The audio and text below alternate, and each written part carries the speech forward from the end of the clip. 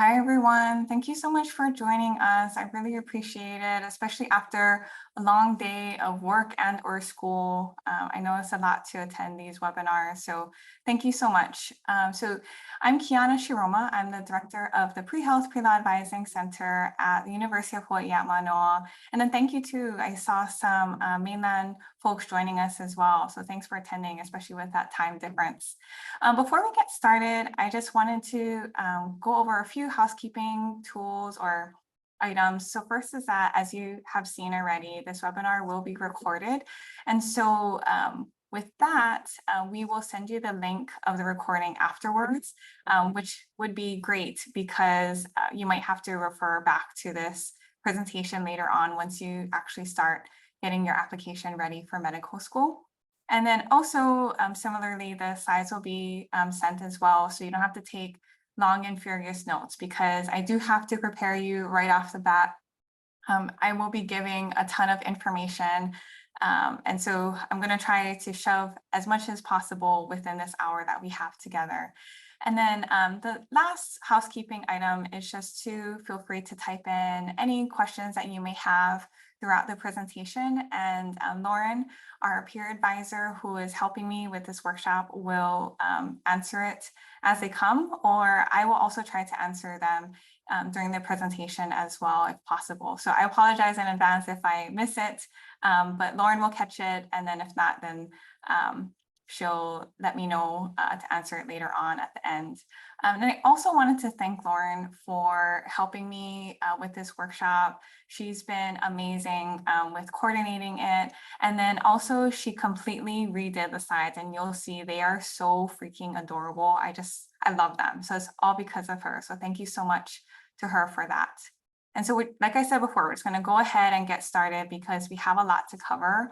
And again, I apologize in advance. This is going to be fast and furious. So bear with me and just know that the recording and the slides will be sent to you later on. So what that means is that we're going to be covering quite a bit of information. Oh, I apologize. I think I didn't share the slides right. Let me try one more time. Hold on real quick.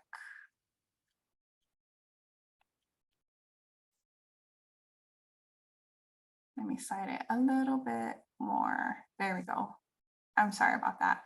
So first will be the basics, and then we'll talk about the application itself, which includes important dates, and then also the specific sections of the application.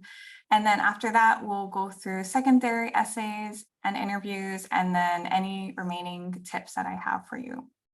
So my first question for you as a pre-health advisor is to make sure that you're ready to apply, because as you'll see in a little bit, the application timeline is super long and very expensive, and then also very time consuming too.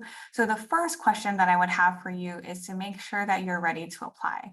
And so that includes completing the prereq classes, completing or having a GPA, of these classes, and then also your overall GPA, your MCAT score, experiences, and your list of schools.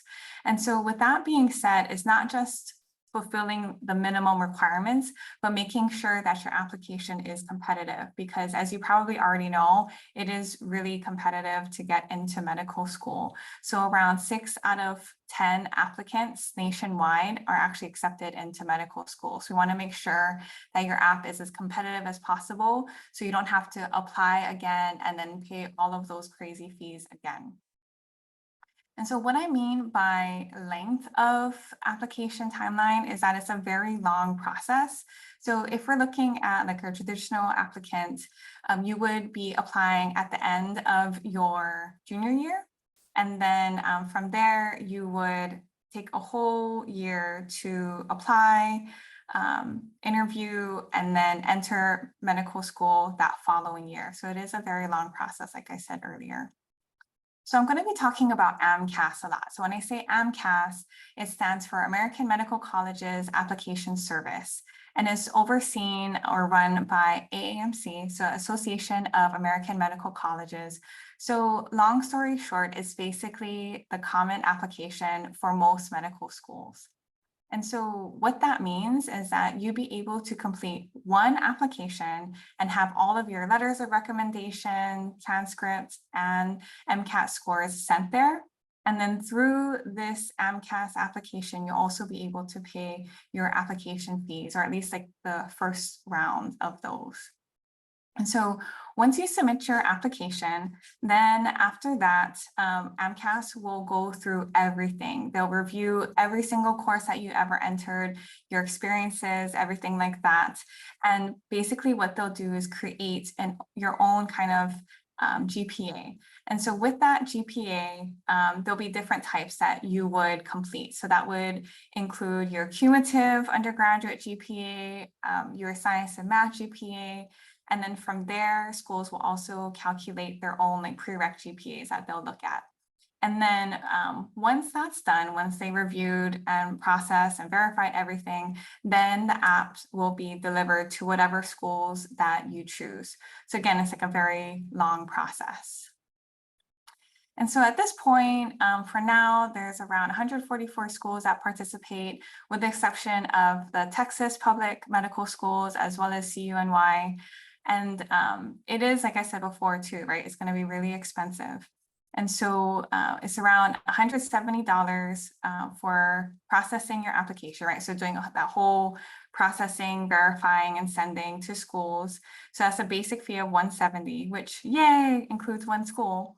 And then for every additional school that you add, there'll be even more fees, right, for each school. So it is going to show up, incur costs like really quickly, really fast, right? And so actually, just to clarify, these are going to be the 2023 dates. Sorry, I apologize for that. So these are the updated dates. And so what that means is that you'll be able to submit your application for the next cycle, right? So if you're applying now in May 3rd, then you will be applying to get accepted the following year, right? So it'll be fall 2024. Okay, just so we're clear about what we're applying for. And so May 3rd is when the application opens, and then you can start submitting your app, should it all be done, right? Everything included by then, on May 27th. And then from there, that's when AMCAS, again, right, will process and verify the applications. And then on June 25th, for whoever's applications are done at that time, then that's when they'll submit it to the schools. And so just FYI, there is an early decision deadline. However, unless you're really competitive and there's really only one school you want to attend, then that's only when I would recommend that you apply for early decision. If not, then I would not recommend applying for any school's early decision deadline. The reason being is that once you choose a school to apply for early decision, then your application for all of the other schools that you might have to apply to, should you not be accepted for early decision, will be stalled. So they will wait until October 1st before they send your application to other schools. So really, it's a huge risk that you're taking that I usually would not recommend doing unless, like I said before, you're super competitive and you only want to really attend one school. And then last but not least, for the app deadlines is that they vary by school. So some is as early as September, others are as late as December. Since a lot of applicants are looking into applying for a JABSOM or the John A. Burns School of Medicine here at UH Manoa, then just FYI, their deadline is November 1st. And again, it is Eastern Standard Time, so just make sure you know when those deadlines are. And then even if there are application deadlines, like even for JABSOM, I still strongly recommend that you apply as soon as possible because most schools have rolling admissions. Okay, so moving on, what that means then is to try to get started as soon as possible, regardless of where you're at in terms of your application timeline. And so another amazing thing that Lauren did with the slides is that, as you might have seen on the top for some of the slides, sorry, I forgot to mention this earlier, is that there will be a link at the top that you can refer to for the information that's on the slide and obviously like additional information. And so one thing that we do have at PAC that I would strongly recommend starting to open already would be the application timeline checklist. And so basically what this is that includes every single thing that I want you to do when you are applying for medical school. And so yes, even though the application opens on May 3rd, like how we just went over, I want you to start at the very latest by that January before, or like I said, like even earlier. And so what you can do is you can open the Google Sheet and then make a copy for your own, and then you can update it as you need. So that's what I recommend doing like as soon as possible. So that would be kind of like the introduction, right? So now we're going to get into the actual application itself. So just bear with me for a little bit as I transition to the application. I'll show you what that looks like. So hold on real quick.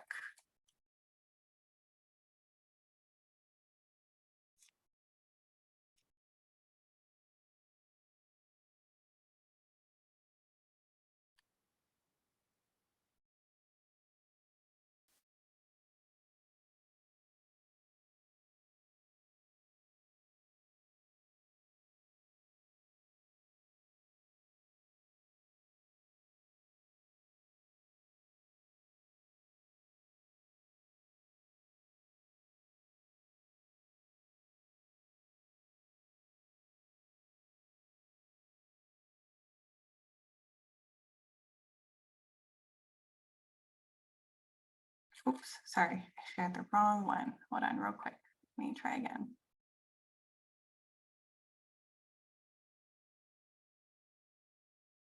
Okay, so let's say you create an account and then you log in to that same link, and then this is what you'll see.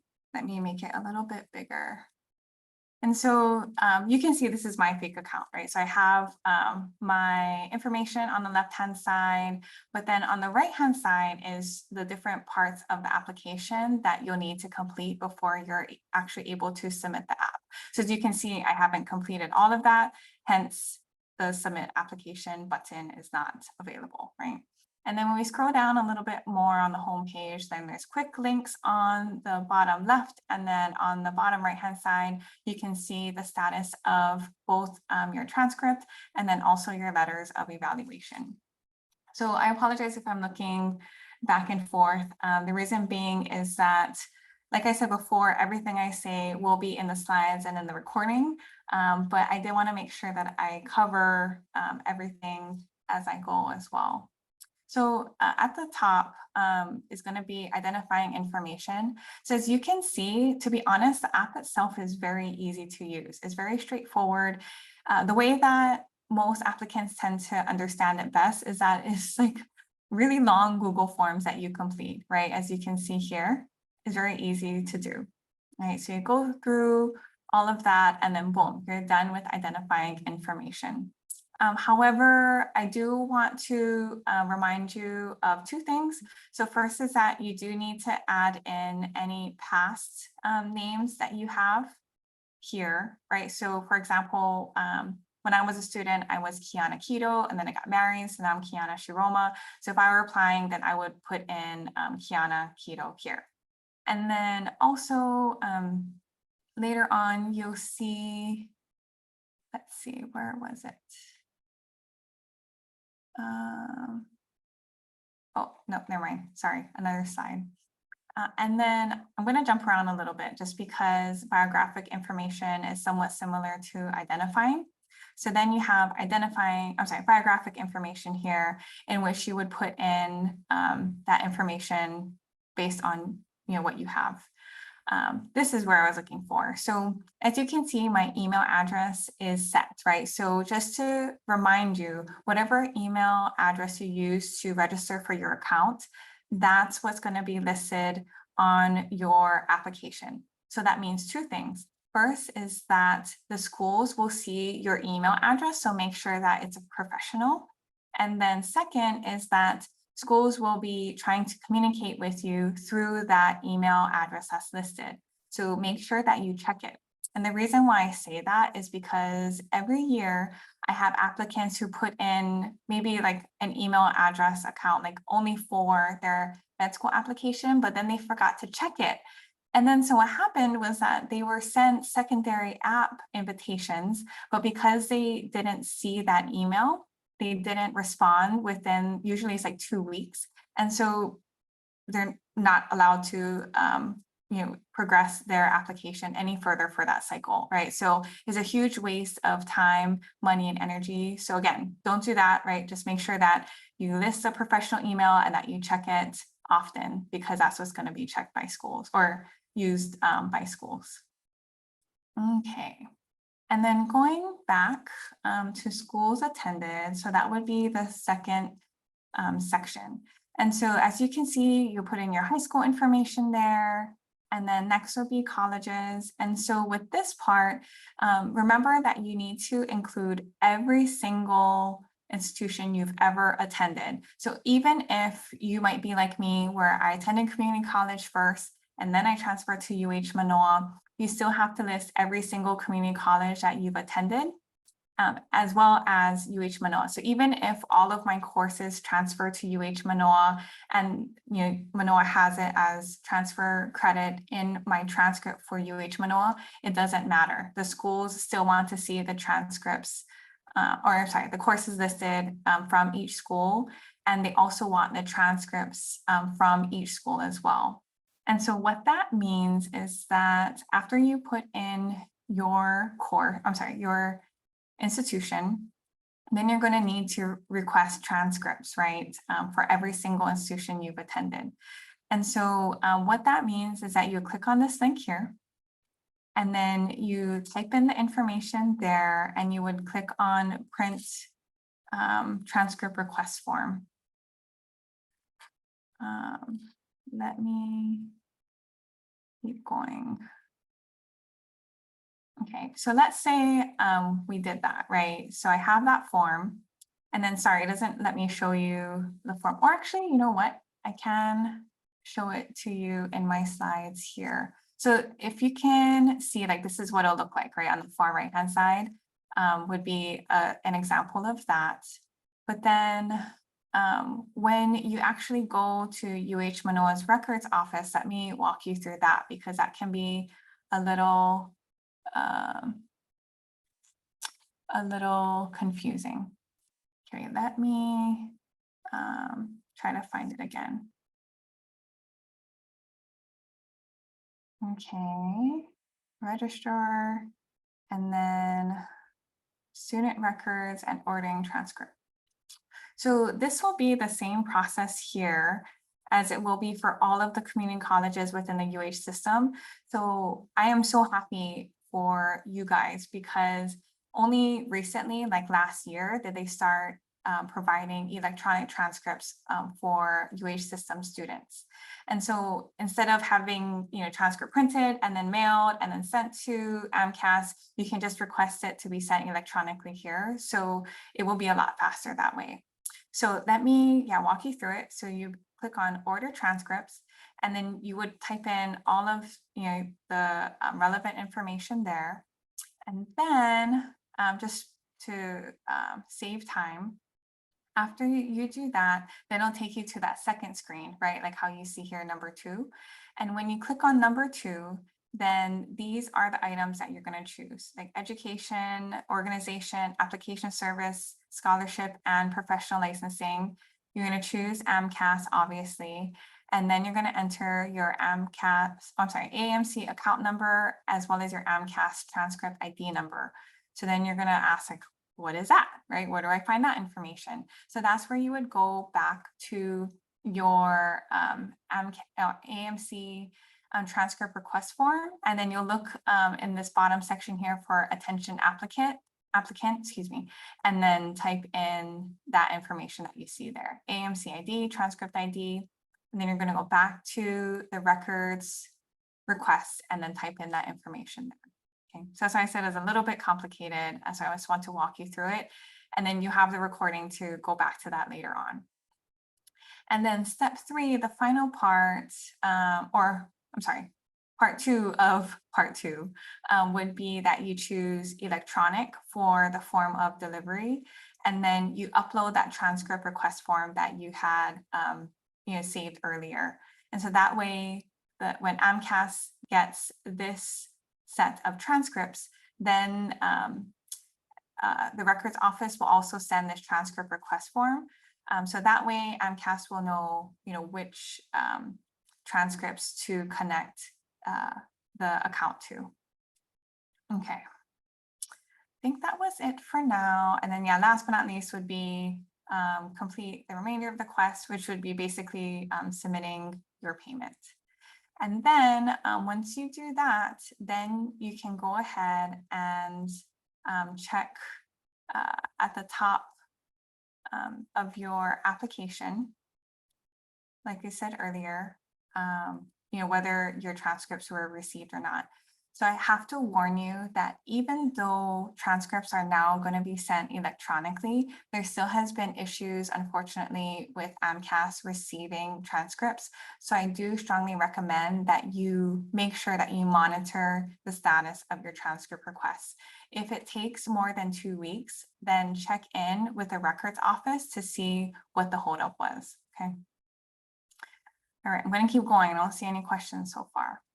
And then while you're requesting transcripts, you're also going to be requesting a set for yourself, because even though AMCAS will receive your transcripts, you still need to add in every single class that you've ever taken at every single post-secondary education institution that you've ever attended.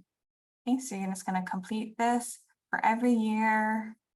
Again, it does take long, but it's not too hard to use. But the reason why you need to type in the classes on your own is because you're able to choose how courses are classified. And so as you can see, there's a whole bunch of different ones that are listed here. But the reason why you do that is because different institutions do different things, right? We have the biology department teaching biochemistry. We have even like MBBE teaching biochemistry classes, right? So just because there's a course name, course number, and then course name, they may not necessarily match up with the course classification. So you want to make sure that you select the course classification based on the course content, not what department is offering it or not what is titled, but more so the course classification, the course content, okay, of that particular class. And the reason for that is when you, let me go back to my slides. When you choose the course classification type, then what will happen is that, like I said earlier, right, the AMCAS system will calculate different GPAs for you. So I mentioned earlier the science and math GPA. And so when I say science and math, they're actually talking specifically about these 4 different areas. So BCPM, biochemistry, math, and physics. And so for all of those classes class types that are listed under here, that's what will be calculated as the science and math GPA. So that's why it's really important to make sure that you classify the courses specifically, okay? Going a little bit deeper into that, just to be able to answer some questions that usually always comes up for my students, is that like, where does Hawaiian Studies go, right? Like a lot of you took Hawaiian Studies 107. So just to answer that question right off the bat, it should be classified as special studies because it's American studies, because Hawaii is a US state. So that's how it would be listed there. If you have any other questions or concerns, then just feel free to email me. I'll have my contact info at the end, and then I can help you try to determine what would be the best classification for that class. Okay. So also, one other thing I wanted to mention too, just to really highlight, is that your AMCAS GPAs will probably be different from that of your institution's GPA, especially if you took retook classes, because for UH Manoa, we have a grade replacement policy, right? So let's say you got an F in a class, you retook it, you got an A, then for UH Manoa's GPA, your GPA will be calculated just based off of that most recent time you took the class, which would be an A. However, unfortunately with AMCAS, they just average out everything. So every course that you've taken, every time you've taken those classes, it would all be averaged out. So going back to that example, like I said earlier, if you had an F the first time, an A the second time, then unfortunately for your GPA, both will be included. So you'd average a C for that class instead. And so for those applicants, those are like the AMCAS GPAs is what is going to be used to calculate your application GPA. So try to make sure that you calculate the correct GPA, right? The same GPA that they'll use to determine, which schools you'll be most competitive for. Okay, so moving on. So after you've inputted every single class you've ever taken, then goes on to work and activities. And so for AMCAS, you have up to 15 entries that you can include. And as you can see, same thing, right? It's like a mini Google form for every single experience. And then as you can see too, there's different experiences that you want to include there. You probably will not have every single experience type listed in your application, which is totally fine. But however, there are some specific opportunities that they do want to make sure that you took advantage of. So I'll talk about that in a little bit. But let me just get through this form first. So other questions that I often get is like, does it matter like which ones you type first? Like, is there a specific order that they want? And the answer is no. Once schools get your application, they will sort it based on whatever their preferences are. So order of listing does not matter. Experience name doesn't matter too much as well. It's more so just making sure that it's as accurate as possible. And then, it's more for your benefit to make sure that you are able to find it and update it specifically or appropriately. And then we have start and end dates. You can also include whether it was repeated. Like, for example, if you shadowed a position every summer, then you can include additional dates as well. Okay. And then another question that I often get is, can you include future hours or future experiences? And the answer is yes and no. So yes, obviously you can, right? It'll show there that you'll be continuing or maybe starting a new experience. And then the latest date you can end, as you can see here, would be August. And then so this is my old application, right? Because the new one hasn't been opened yet. But then for the next application that's coming, it'll be August of 2024. That's the latest that you can enter future experiences. So the no part though is that, how much weight these experiences or these future experiences will hold is not much, right? Because you haven't actually completed the experience yet. So, schools won't take into account future experiences like too much as opposed to ones that you've actually completed. And then you have all this information too that you need to input. And then this is a section that I really wanted to get into. So this experience description can be very deceiving because a lot of applicants think they just need to input what they've done. But to be really honest with you, as you saw up here, you're going to have a lot of similar experiences as all of the other medical school applicants who will submit their apps as well, right? So the way that you stand out is in this experience description here. So it's not so much about what you've done, because like I said before, schools will probably already guess at what you've done. The main focus here is talking about what you gave and what you got out of these experiences. So that's the easiest way that I like to explain it to applicants, what you gave and what you got. And so to go a little bit more into depth, this is another way to share it as well. In your remarks, you might consider the transformative nature of the experience, the impact you made while engaging, and the personal growth, right? What you gave and what you got out of the experience. And the reason being is that schools are going to be looking at, looking at the work and activities in the sense that they're going to be looking for whether you would possibly demonstrate the 15 core competencies of medical school students. So let me show that to you, and I'll put that in the chat too, so you can take a look at that. And then I'll add that. I apologize, I didn't think of including that earlier.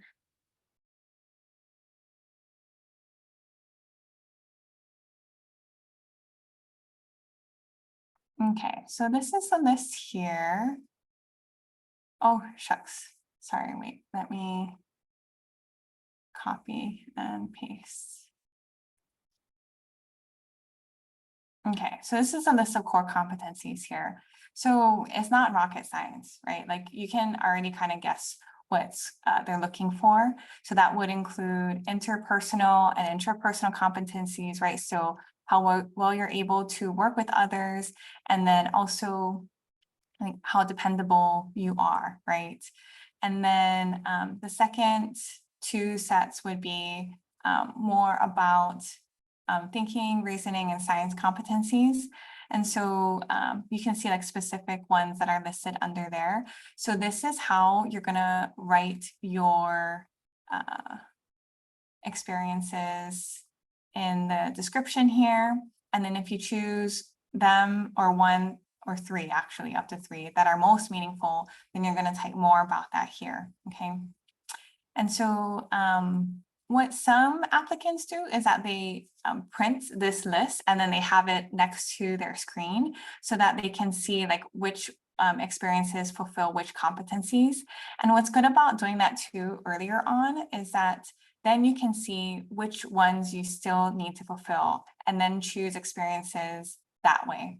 Okay, so it's not all about, oops, sorry. It's not all about this top part here, right? Number of hours and then start and end date. It's about more so about the quality of your experience. And the reason why I keep highlighting that is because I have a lot of applicants who spend like hundreds of hours volunteering in a hospital. And then I'm like, great, what did you do? They cover the front desk, right? So what does that mean? They guided people to patients' rooms, or they told them, where offices were. But, was that a huge impact that they made for visitors? Not too much, right? It's kind of superficial. And then did they learn a lot from that experience? Maybe some, right? Like communication skills, but not super strong experiences, right? So that's how I would ideally want you to choose your experiences and then also how to write them. Another reason why I want you to have really strong and meaningful experiences is that ideally you'll get letters of recommendation from your supervisors of these different kinds of opportunities that you're participating in. And so what that means is that you would have your reference ideally submit their letters of eval directly to AMCAS. And so as you can see in this slide or in this part of the application, you can submit up to 10 entries. However, I do say that with a word of caution in that you only submit letters of recommendation that are really strong. If you do not think they're strong, then I do not recommend that you include them in your app, okay? The reason being is that there was a recent survey that was done on medical school admissions committees. And basically they were asked, like out of the letters you receive, how many of them are strong or how many of them are not helpful or weak. And unfortunately, 75% of the letters that were received by medical schools are not helpful or weak, right? So that's why I'm really highlighting that, like only choose the ones that are most meaningful or most helpful, most or like the strongest for your application. And so what that means is that, to be really honest, in reality, I have most of my applicants only have like 3 or 4 letters. And the reason being is, again, right, equality. So don't freak out if you don't have 10. That's totally not an issue. However, whatever you do have, make sure it's strong, but then also make sure that you fulfill that school's requirements, because unfortunately every school can kind of vary a little bit in terms of what they require for letters of recommendation. Again, just FYI for JABSOM, they do have a minimum of 2 letters, and as long as they're professional letters, meaning not from family members or friends, then they'll accept them then. You can have more than the minimum required sent to, but again, it's about quality, not quantity, okay? And so with the letters of rec, the request is a little bit similar to requesting transcripts. So you would type in your references information, and for most of you, it's going to be an individual letter there. So also you can request a letter packet if you want the Manoa Career Center, if you're a UH Manoa student, to hold your letters for you in case you are going to be applying later on. Then you can ask them to hold it and then they'll send it directly. Or another possibility is a committee letter. And this one is a little bit strange because, as you can see here, the committee letter can be from a pre-health committee or an advisor. So for UH Manoa, I can possibly write an advisor letter for you, which would be considered a committee letter. However, there is a long process that you need to complete in order to be considered for one, because when I'm writing the letter, right, as a pre-health advisor, then I'm writing it on behalf of the institution. And so the institution can only put forth letters of applicants whom they feel are very competitive and would be a great reflection of UH Manoa. You would also need to submit additional letters of recommendation to me, so that I can get other people's impression of how you would be as a future medical student and physician. Okay, so with that, you just type in the contact information, and then once you click save, then they'll be sent, they'll be saved. And then after that, once you do that, then that reference will be listed on the bottom, and then a similar create letter request form will be created as well. So that would look like this, right? Very similar to how it looks for transcripts. Also, I wanted to thank Lauren too, because another way that she provided links would be in the upper right-hand corner. So for that webpage, for example, we have a whole list of information that we would strongly recommend that you read before requesting letters of recommendation. So let me go through some of that information now. So first would be how to ask. And so it depends, right, on the individual, but if you're currently working with that person in person, then I would recommend that you ask in person, right, as opposed to requesting online, because that would be kind of strange, right? If you're working with them and then they get an email from you saying or asking for a letter of recommendation, ideally in person would be best. However, there are some individuals with whom you haven't spoken with for a while, or maybe you don't work with in person, then it's totally fine to email them. The sooner the better to request. Ideally, it would be, I prefer giving at least a month or two, just because people are really busy, especially for example, myself, where I get so many letters of recommendation requests. I do have to make sure that I set aside time in my schedule so I have enough time to write a strong letter by that student's application deadline. And then while you're asking, try to watch them and make sure that they believe that they can write you a strong and meaningful letter, because sometimes they might say yes, but then they might seem a little iffy. And so if not, then you might want to maybe not include that letter when you send it to other schools, or maybe tell them that's okay, you can find someone else. The next part, or next kind of set of considerations would be whom you should ask. And so, like I said earlier, check with individual schools, but oftentimes it would be science professors and employers who are usually preferred to be asked for letters of recommendation. And then also you want to make sure that they can write professionally and eloquently about you, and then also still include those different competencies, like how I mentioned earlier here, right? So it all stems from having meaningful experiences, right? So your references could write meaningful letters. So I'm not gonna go over this whole slide with you, but on the left-hand side would be things to consider, right? So, I'm sorry, things to provide. So basically your job as an applicant is to make your references job of writing the letter as easy as possible, right? So you wanna give them all of this information that is listed here. And then also ask them to submit it electronically because again, there's like less chance of it being lost.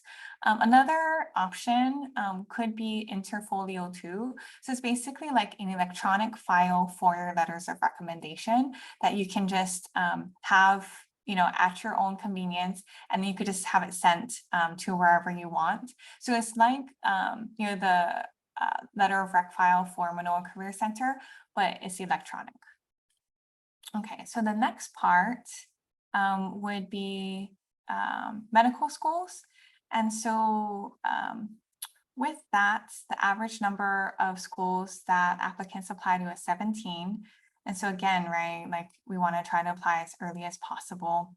And then again, I can help you with narrowing down what lists or which schools to apply to specifically.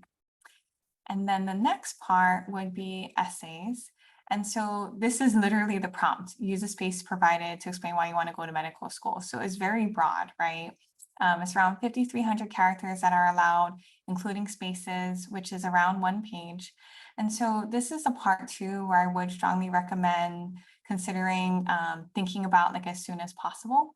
And so you can think about basically like what you want the admissions committee to know about you that they don't know already. So that could be why you want to be a physician, why you want to go to medical school. Also, if there were specific challenges or issues that you've overcome.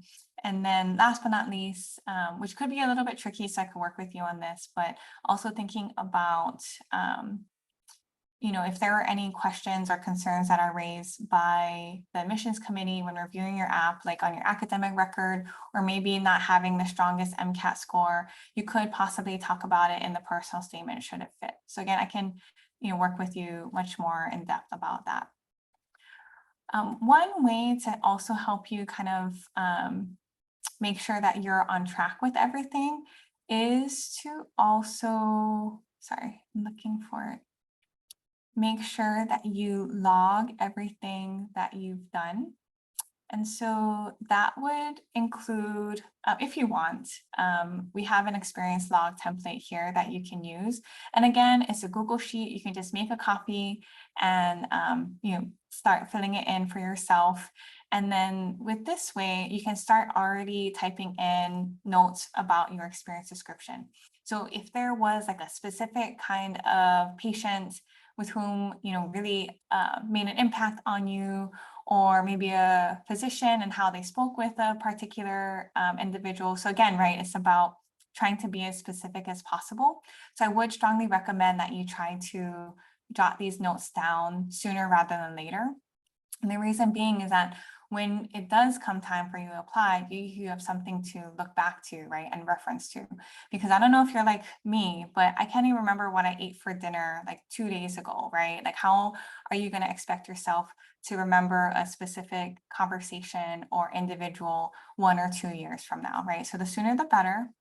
And then you can also refer to those same notes if you want, or maybe a different doc. To be honest, I don't have any preferences. But you can also do that with the personal statement here, right? So this is a screenshot of it there.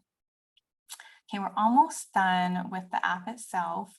And then the last part that you'll need to complete would be the MCAT, right? So it's easy and it's hard in the sense that if you take the MCAT, then your score will be automatically entered in. So all you need to do is just double check and make sure it's the right one. Knock on wood, in my experience, it's always been the right one. And then also any other possible standardized tests you've ever taken. Also, just a note, shameless plug, we will have our MCAT overview workshop on Wednesday, March 1st, as well as other events, which I will talk about in a little bit. This is the schedule for the MCAT, and I just want you to know this ahead of time for a few reasons. So first is that I do need you to plan as far in advance ahead because you need to study, right, 3 to 6 months before. And then also, unfortunately, for those living in Hawaii, we only have one testing center for the entire state.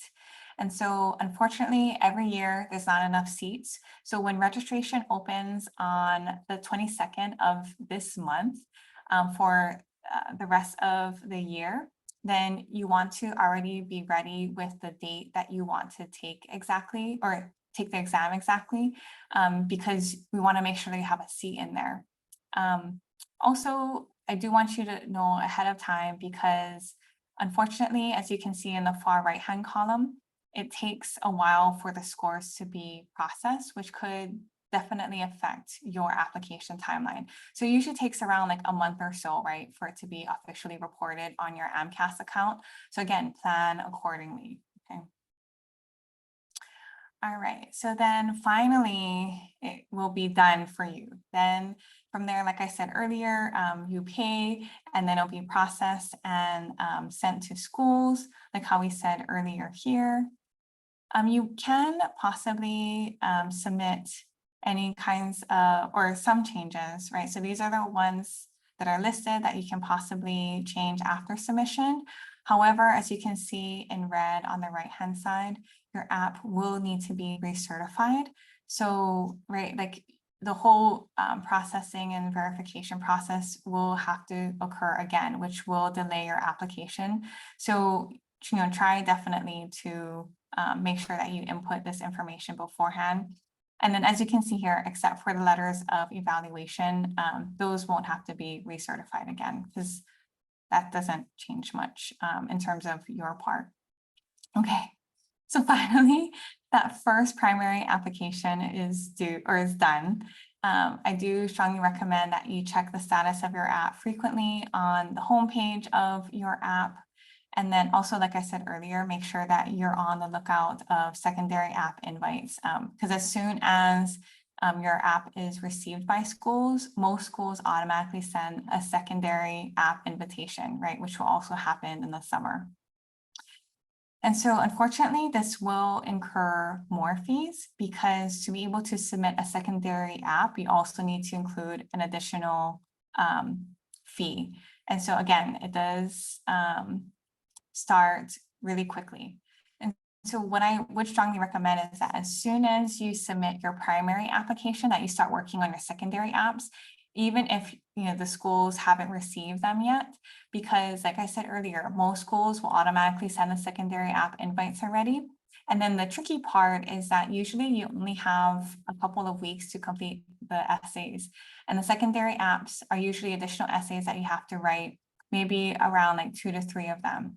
So if you do the math, right, even if we estimate on the low side, and you apply to an average of 17 schools, because that's what the nation is doing, 17 times 2 is 34. So you're expected to write 34 essays in 2 weeks to be able to continue in their consideration. So it's a lot to do, right? So I would strongly recommend that you submit as soon as possible. Okay, and then next would be interviews. And so obviously this provides another way to give, oh wait, sorry, let me pause here real quick and then screen share a little bit differently so you can see better. All right, so next would be interviews. As obviously admissions committees will be able to get a much more personal perspective of you as an applicant, right? And so at this point, this is where all medical schools would screen applicants for their primary and secondary apps before they send interview invitations. And so just know too, right? Like you are going to be responsible for all of the costs that are involved when you are submitting your application. I'm sorry, when you're completing your interview. So that will include airfare, lodging, professional attire, um, transportation, and so on and so forth. So again, just be really careful about the schools that you apply to because it will cost a lot of money to do so. Okay, and then just FYI, there's different types of interviews that you can participate in. So many do traditional like one-on-one individual ones. Others do a panel where there's multiple interviewers and maybe one or a few interviewees. And then there's group where it could be like opposite, right? Where you have like a whole lot of interviewees and then a few or one interviewer. And then last but not least is multiple mini interviews, so MMIs. So again, the easiest way that I've had advisees understand what MMIs are basically like speed dating. So there'll be an interviewer in every classroom in different classrooms, and that can range between 6 to 12 classrooms or different areas that you have to go to. And then you're just going to rotate, right? So you have 2 minutes to read the prompt that's going to be on the door. And then boom, you have anywhere between like 2 to 12 minutes to give a response about that prompt. And then you go to the next one. And you just keep rotating until you're done with all of the different interviewers. So that would be an MMI. That one can be fun and interesting if you make sure that you're prepared for that. And so with mock interviews, I do strongly recommend that you do as many as you can, right? Because practice is always good, and it gives you different experiences with different interviewers. And so there's a variety of different opportunities, as you can see listed here. So make sure that you take advantage of all of them. Okay, and then you'd be done with applying to medical school. So I know, like I said earlier, right, I talked a lot, there's a ton of information that was provided, but there's just a few more things that I did want to cover with you. And so, like I said earlier, it can get super expensive when applying. So just know that there are fee assistance programs out there. So for AMCAS, they have their own. And so you can see here that there's a schedule. And, because it's so expensive, I do strongly recommend that you apply, like regardless of however much financial aid you got for your undergrad or whatnot, just apply anyway, because the benefits can be huge, right? So it gives you MCAT prep materials, reduced registration fees, access to the medical school admissions requirements. And then also, like that bottom one is huge, right? Waive all AMCAS fees for one app and up to 20 medical schools. So it could be like around $1,000 just for that one benefit, right? So it would definitely behoove you to apply. So these are additional resources that you can look at and use, and you can see if you qualify right off the bat. And then here are additional resources that you might find helpful as well. And so as you can see, oh, Kayla, great question. I'm going to get back to that in a little bit. There's other different resources there that you can take advantage of and refer to. And then also another question that I often get is like whether one should apply to osteopathic medical schools as well. And so that is something to think about ahead of time too, because yes, there's a similar timeline and information needed. However, it is a whole nother application system that you would need to apply to. And actually, we're going to be covering that not next week, but the week after that. So if you are interested in applying to DO schools as well, then I would strongly recommend that you attend that one too, just to see what the similarities and the differences are. And then two other huge differences is that the DO application only accepts up to 4 letters of rec compared to AMCAS's 10. But the biggest difference is that most DO schools do strongly recommend or require a letter of rec from a DO. And so that's something that if you don't have yet and you want to apply to DO schools, that you start looking at the schools that you want to apply to and see if they have that requirement. And if so, then obviously start getting on that as soon as possible.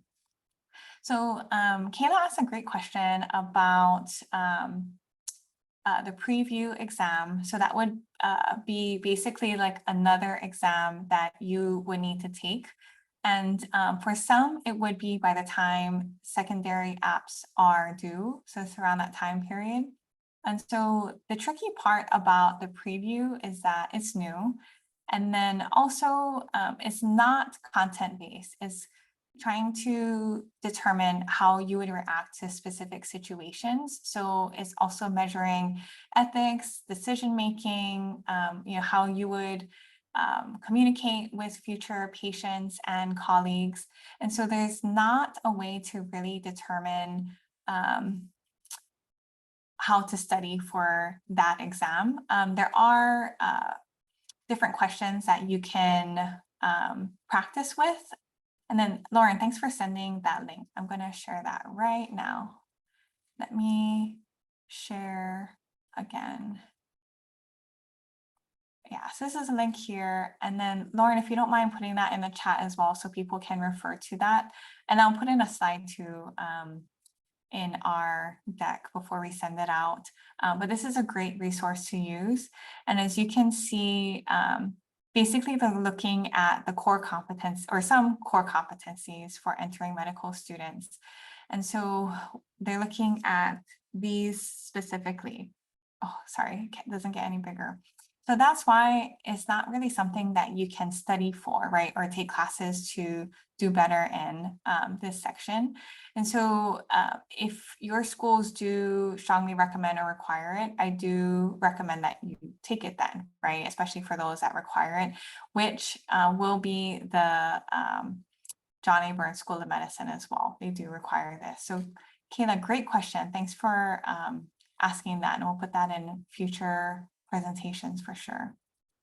Okay, and then last but not least, just a few additional tips or highlights that I wanted to share. So the first one was to start now, right? Start with that application timeline checklist and start doing it as soon as possible. Even if you're applying next year, you can already start working on it, right?